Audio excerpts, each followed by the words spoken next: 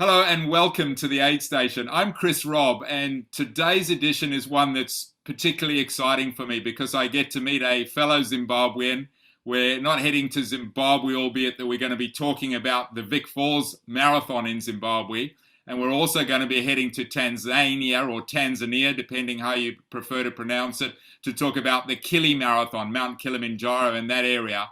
But we're traveling to talk about it to meet John Addison, who's the race director of the Vic Falls Marathon and the Kili Marathon, based in Johannesburg. Hey, John, that was a bit of a long introduction, but wonderful to meet a fellow Zimbabwean who grew up where I did. Yeah, it's scary. We're all over the place. The Zimbabwe diaspora.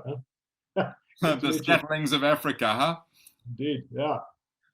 Yeah. Yeah, wonderful to meet you, John. And we were chatting before we started recording. You've got an amazing story. I mean, you've travelled to many places. You've been educated in many places. You've created these incredible events that have made a huge impact and continue to make a huge impact on their communities. But why don't we start with just a little bit about your background, please? Yeah. Briefly, I grew up in Zimbabwe and did a bit of university and that's the thing. But basically, went into the safari industry as a guide. And this was back in the 80s. Guided in Botswana, Zimbabwe, etc., and then up into Tanzania and Kenya and Uganda and DRC and we still do that. We started our own business 30 years ago, running safaris and building safari camps and things like that. And then the marathon idea started, which is basically sitting at the base of Kilimanjaro because we do Kilimanjaro climbs as well. And we just sat in the bar and thought, what else can we do in this area? And some bright spark said, let's organize a marathon. That was the beginning of, that was 20 years ago. So yeah, it grew from there. Yeah. What a great story. So 20 years ago, you were telling me before that event in 2019, I think I'm right in saying, had 12,000 participants. Yeah. You staged the event in February, which is a great success story. And just interested to hear what's life like. I guess you're straddling three different countries. You're living in Joburg. You've got the business in Tanzania, and you've got the Vic Falls, and you're obviously doing safaris. But generally in terms of Joburg and those areas and parts of Africa that you travel to, what's the situation like, and what are people up to on a day-to-day basis relative to COVID and life generally? It's very quiet in our industry. In fact, a lot of people have closed up, and whether they open again or not is a moot point. It all depends on vaccinations and things beyond everybody's control. But there's a bit of light at the end of the tunnel.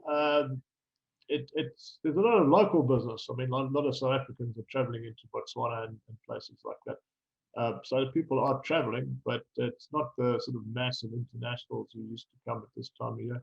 But yeah, we see it'll come back. But events are interesting. I mean, like marathons and things like this. I mean, we've just done the Kili now 2 months ago and had 9,000 people, which is less than 2019.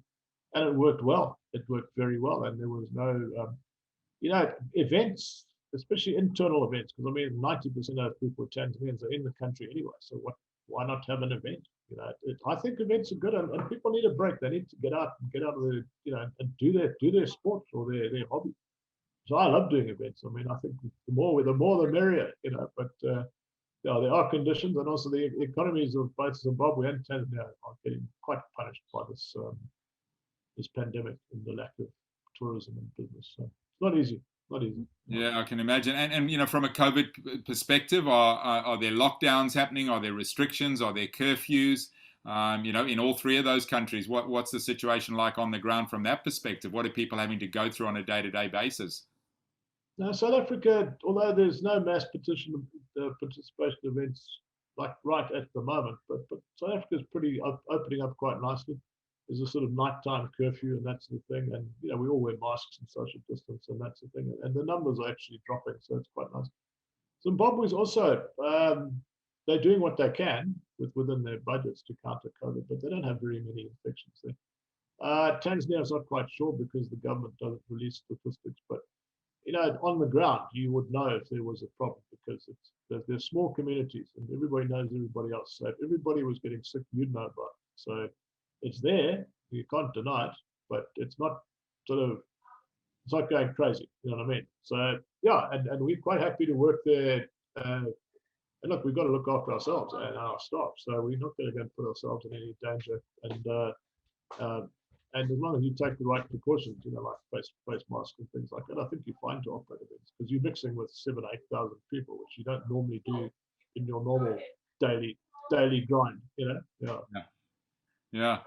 And I guess, in those communities, the impact of this, that, you bring in all those tourists, some of them obviously domestic tourists, some of them international. You were telling at your peak that you think you had, I think, something like 57 countries represented were coming in. Obviously, that's being curtailed to a degree, but, many of the people in those communities, they, if they don't work today, they don't eat tonight. Or if they don't work this week, they don't eat this week. So the impact that you're making on those communities by putting those events on, the point you were making, the value of these events where, someone comes in to run the marathon this year, they come back with their family next year, they go on safari, $4,500 you were talking about. So from an example of economic impact from tourism, it's huge. And something like Kilimanjaro, for the geography lesson, the tallest mountain in Africa, Victoria Falls, one of the global wonders from a waterfall perspective. These amazing icons that people can come and run past and then bring their families. I mean, do you see that happening? People coming back after the events? People are planning 2-3 years ahead. They're planning their whole Africa trip to come to one of our events with their families. And this is like 8-10 people. Often with the Americans, they tend to have like extended multi-generational families. And some of them will run, some of them will run and then go on a safari or climb Kili. And it's an aspirational thing to get the medal and run in those events and things like that. They've achieved their purpose, which is to basically attract. It's another tourist attraction in Africa. And quite frankly, there's a few other places we actually want to go and put events in for exactly the same purpose, okay? Because we like developing tourism. Tourism is our game. It's not, well, events are events, but we like tourism. And the spin-off event, the spin-off is massive. It's almost incalculable. But yeah, they've done their job. And so we want to do more. We're just sort of waiting a bit because of this COVID economic thing. But yeah, no, it's quite scary what these events have done. I mean, just the other thing, like this little town of Moshi at the base of Kilimanjaro, which is probably my second home now. And we started working out of there, climbing Kili, because we start there, then we climb the mountain from there and come back there. There was very few people running. You'd drive around in the morning, you'd see half a dozen people going for a jog. There's people running everywhere. There's running clubs in Dar es Salaam. There's running clubs in Arusha. There's social runners. And there's also a massive increase in healthy living. People run. They don't just waddle around and go. And there's everybody's running. It's fantastic. And God knows what that's done in terms of sort of total health of the country. Less sickness, less time off. I mean, it's got huge spin-offs which are incalculable, but they're obvious.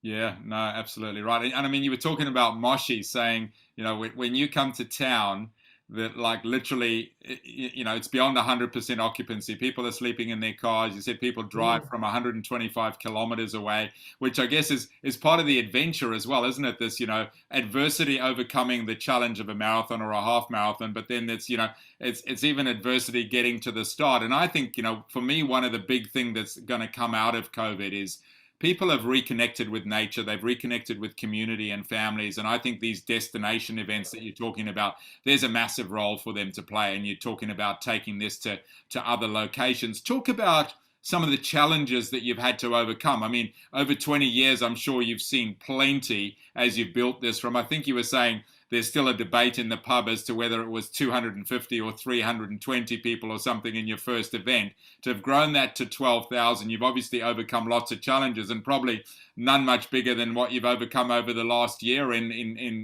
Kili and in Vic Falls. But talk through some of the challenges that you've been through, John. Yeah, look, they could actually get bigger, quite frankly. The 12,000 in Kili is only restricted to that number because of one terrible piece of road, which is too narrow to put an event through. So if they fix that road, we can go up to 20,000 easy. Wow. The people are there. So, but I mean, it's a game, isn't it? But I don't know, there's everyday challenges. I mean, Vic Falls has got some classic sort of Africa marathon challenges, because the one thing at Vic Falls is we actually run across the bridge into Zambia. So we run across the bridge at the base of the falls, turn in Zambia. It's a very narrow bridge, so you can't put more than about 2,000 people on it at a time, because they turn around, they come back. So they're crossing on the bridge, and everybody stops and takes bloody pictures because the Vic Falls is there, you know. But anyway, it's but no, we've had crazy things. We've had people charged by elephants, and there's very few marathons in the world where people get charged by elephants. I mean, that's an issue, but we know what to do about it. We have people out there, you know, making sure that these game-rich areas are patrolled. But it has happened on occasion, and that's fun, part of it. But we haven't lost anybody yet. But you know, where else in the world can you have to change direction, and there goes your time, mate, because you've got to run back a couple of hundred meters until the elephant decides to cross the road. Cross the road. Yeah, but it's fun. So tourists love it. And that's what tourism actually is our game in a way. Yeah, but it's beautiful. It's fantastic. And look, there's obviously government regulations for this and for that, whatever. But you know, they're not unachievable. What I don't like sometimes is like 2 days before the event, you get asked to do something different, and you say, "Well, guys, we've known about this for ages. You know, I can't do this today. It's impossible." But, I think everybody has that sort of wherever you work. I think you run into a bit of bureaucracy, but it's part of the game. It's what we get paid for, I suppose. Yeah, no doubt about it. The Vic Falls Bridge brings back a story which I think is maybe a valuable piece of perspective to people that are listening that don't really appreciate some of the poverty that exists in that part of the world. I was staying on the Zimbabwean side. I walked across the bridge, and you know the whole customs and immigration is desolate. There were people, literally these beautiful limestone carvings that they'd spent days trying to barter for a pen. And this lady had gone over to Zimbabwe. She'd obviously done some grocery, and she had this bag of groceries with a loaf of bread on top, and she put the bread down, and as she put it down, a monkey raced out of the tree and grabbed it and ran up the tree. And this woman was like literally trying to climb the tree to get her loaf of bread back. Just that maybe gives some perspective to people that are listening. You know, the value of that loaf of bread for someone that had walked across there. People bartering, these incredible pieces of art for a pen or a T-shirt or whatever. And again, the contribution that these events that you have bring to their worth overcoming some of those challenges that you've articulated. I also like to talk about leadership, and John, clearly you're taking a leadership role in terms of bringing these new events on, new ideas. Talk to me about what leadership means for you. Have you got any leadership principles when you're going in and you're kind of negotiating with these people, when you're leading a team of people to put on an event like that in unusual circumstances? I'm sure there's not many people that are going to watch this that are going to have the challenge of an elephant potentially running across the road in front of runners and so on. How do you, what kind of leadership principles do you apply to leading a team to put on an event like that? It's hard, but I think that the idea is you have to be fair. You have to be fair to people. You've got to give them if you ask them to do something, you must pay them correctly. You must actually do everything in a fair manner. And not and also delegate and ask people, communicate, ask things. Don't just try and this is what you have to do, because sometimes you're wrong. Sometimes there's better ways. You can't just come in as sort of outside influence and say you have to do this, you have to do that, and let them put their points ahead. You don't need to do what everybody wants, but you at least got to ask. You know what I mean? And you get away with you get away with murder that way when you're working together. If you ask people their opinions, you end up working together rather than, I'm doing it because he told me to do it. They've got to see the end result. There's got to be something there. So you have to be fair and pay people properly. Sorry, you can't pay people, $3 a day for a $20 a day job. You just pay them. It works. That's just one of them. There's obviously other things that we sort of use to manage things. And taking on new challenges is fantastic. I loved it. So I think I said to you earlier, we've got a couple more areas we want to go and put in, like destination events to attract tourists, and also to develop the areas in which these races have happen. And we like doing that. It's a challenge. Wonderful.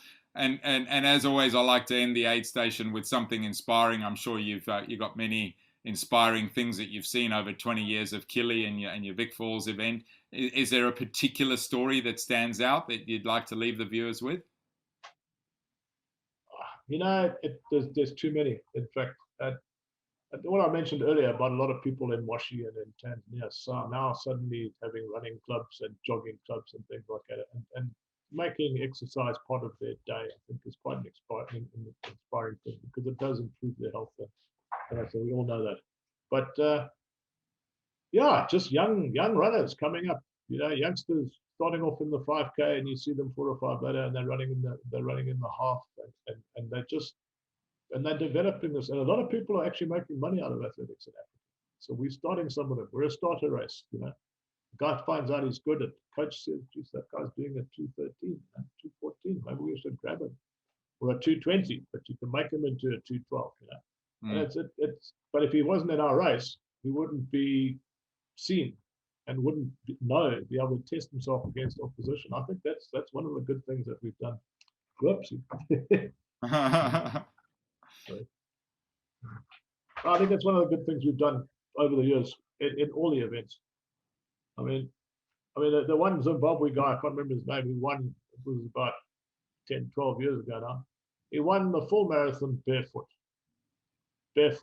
Wow. Can you imagine running 42 kilometers barefoot on tarmac? No. Okay, this guy had no shoes. Wow. None. Didn't own shoes, had no money.